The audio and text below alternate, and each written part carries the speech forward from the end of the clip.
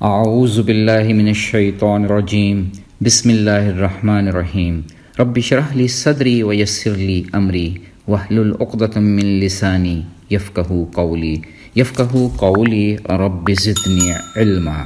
قرآن پاک کا 21واں پارہ اتلو ما اوحی 19 رکوع اور 179 آیات مبارکہ پر مشتمل ہے۔ اس میں 3 رکوع اور 25 آیات باقی کی سورہ العنکبوت کے ہیں۔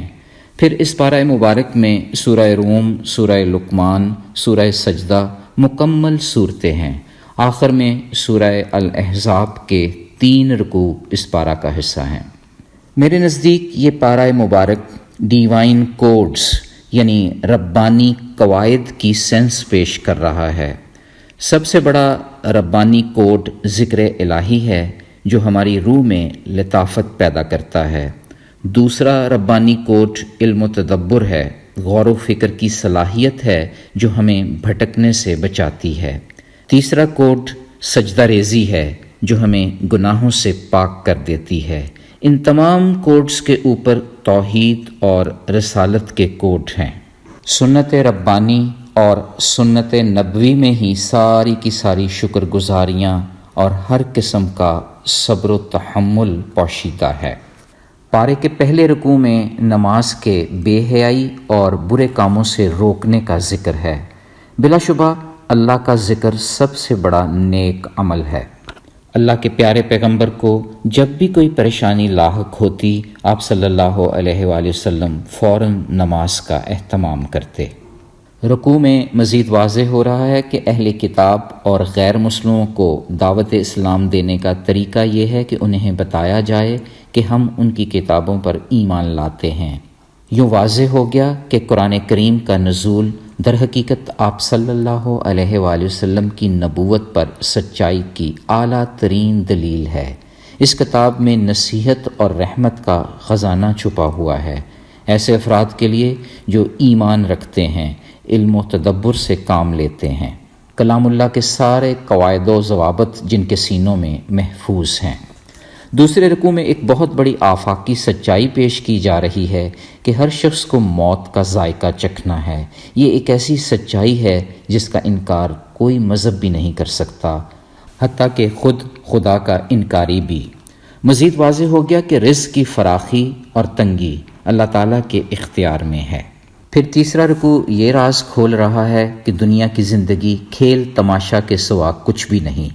کاش ہم اس علمی راز کو پا لیں کہ وہ جہاں دائمی ٹھکانہ ہے، نہ ختم ہونے والی حسین زندگی کا مسکن۔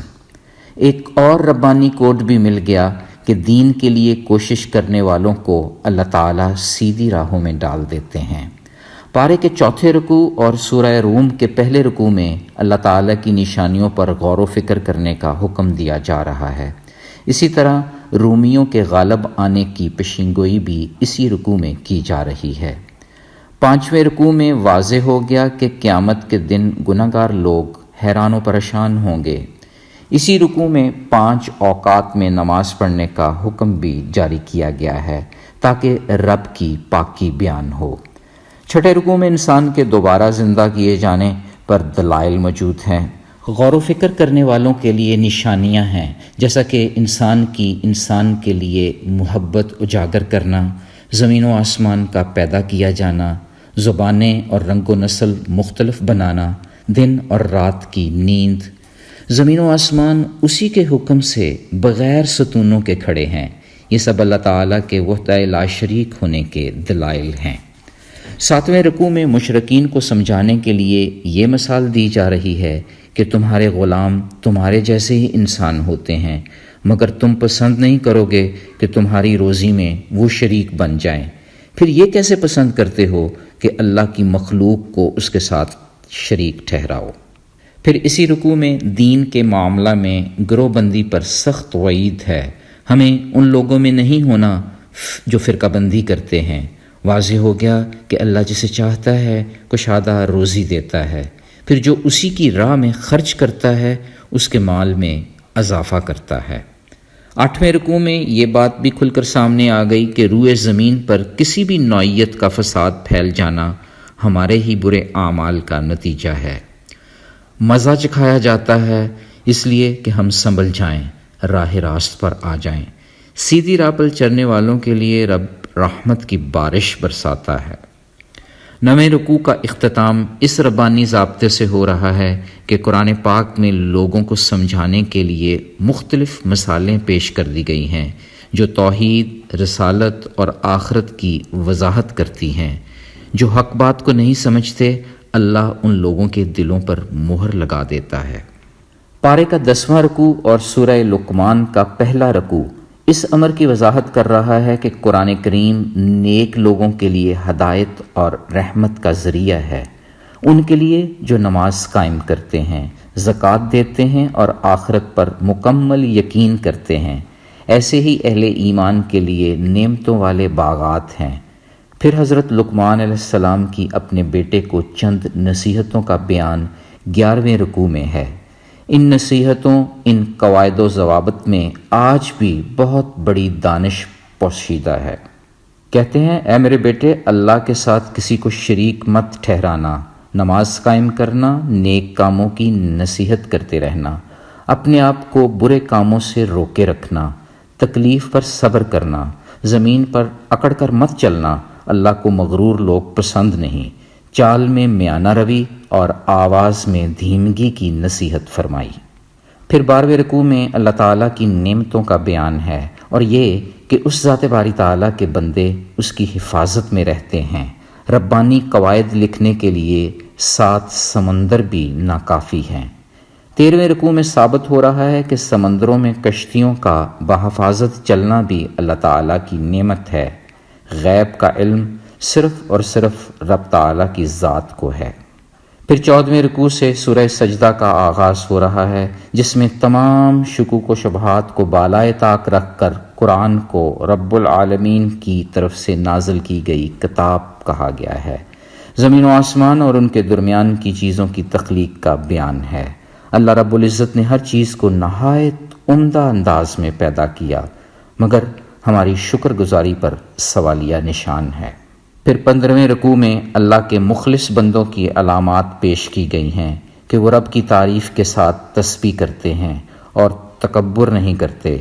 آیات قرآنی کی نصیحت پر وہ سجدہ میں گر پڑتے ہیں۔ اللہ نے ان مخلص لوگوں کے نیک اعمال کے بدلہ میں آنکھوں کو ٹھنڈک پہنچانے والی نعمتیں چھپا کر رکھی ہیں۔ 16ویں رکوع میں ثابت کیا جا رہا ہے کہ نیک لوگ ہی قوموں کے رہنما بننے کے اہل ہوتے ہیں۔ گزشتہ قوموں کی ہلاکت میں ہمارے لیے نشان عبرت ہے۔ پھر اس پارے کا 17واں رکوع سورہ احزاب سے شروع ہو رہا ہے، جس میں تقوی اختیار کرنے اور کتاب و سنت کی پیروی کا حکم ہے۔ اس کے ساتھ ساتھ نبی محترم صلی اللہ علیہ وآلہ وسلم اور امہات المومنین کی قدر و منزلت کا بیان بھی ہے۔ جنگ خندق کا تفصیلی بیان 18ویں رکوع میں ہے۔ اسی رکوع میں منافقین کے بزدل ہونے، بخیل ہونے کا ذکر ہے۔ 19واں رکوع سورہ الاحزاب کی نہایت خوبصورت آیت مبارکہ کا کوڈ پیش کر رہا ہے۔ لَقَدْ كَانَ لَكُمْ فِي رَسُولِ اللَّهِ أُسْوَةٌ حَسَنَةٌ، یقیناً تمہارے لیے اللہ کے رسول بہترین نمونہ ہیں۔ رب تعالیٰ کی یہ سٹیٹمنٹ در حقیقت جنت کا پاس ورڈ ہے۔ ڈیوائن کوڈز کو اگر اختصار میں سمجھنے کی کوشش کی جائے تو یہ عقدہ کھل جاتا ہے کہ رزق کی فراوانی اونچی شانوں والے رب کے پاس ہے۔ دنیا کی یہ زندگی کھیل تماشا کے سوا کچھ بھی نہیں۔ جب اسی باری تعالیٰ نے سب کچھ دیا ہے، اسی کی طرف لوٹ کر جانا ہے، تو پھر ناشکری کاہے کی، جھگڑا کس بات کا؟ آئیں مکڑی کے کمزور جال بننے کی بجائے سیدھی راہوں کے مسافر بن جائیں۔ کسی پر بہتان نہ لگائیں، نہ شکری سے بچیں۔ قرآن کو تھام کر اللہ کی یاد کو زندگی کا اوڑھنا بچھونا بنا لیں۔ قرآن کی آیات میں بلا کا حسن و جمال ہے جو ان لوگوں پر عیاں ہوتا ہے جو حیا والے ہیں۔ حیا خشوع و خضوع والی نماز سے حاصل ہوتی ہے۔ یوں رب کے سارے وعدے سچے ہیں، پورے ہو کر رہتے ہیں۔ ہمیں اللہ کی نشانیوں پر تدبر، غور و فکر کرتے رہنا چاہیے۔ گروہ بندی کی بجائے اتحاد و اتفاق کی راہ اختیار کرنی چاہیے۔ ربانی قواعد پر اگر دسترس حاصل کرنی ہے، معرفت کا نور سمیٹنا ہے، تو اعلیٰ درجے کی شکر گزاری اور صبر و تحمل سے کام لینا ہوگا۔ کسی بھی قسم کا خوف ہو تو رب کے حضور سر بسجود ہو جائیں، راحت نصیب ہوگی۔ اگر کوئی امید بر آئے، خوشی ملنے کا امکان ہو، شکر گزاری میں پھر سے سجدہ ریز ہو جائیں، راحتوں میں اضافہ ہوگا۔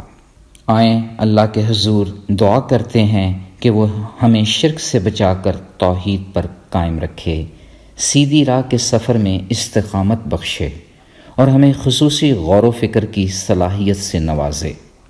یا اللہ پاک ہمیں نیک کاموں کی نصیحت کرنے والا بنا دے اور برے کاموں سے بچا کر رکھنا۔ اے کریم مولا، ہم تیرے شکر گزار بندے بن جائیں، تیری ہی تسبیح بیان کریں اور ہمیشہ تیرے ہی حضور سجدہ ریز ہوں۔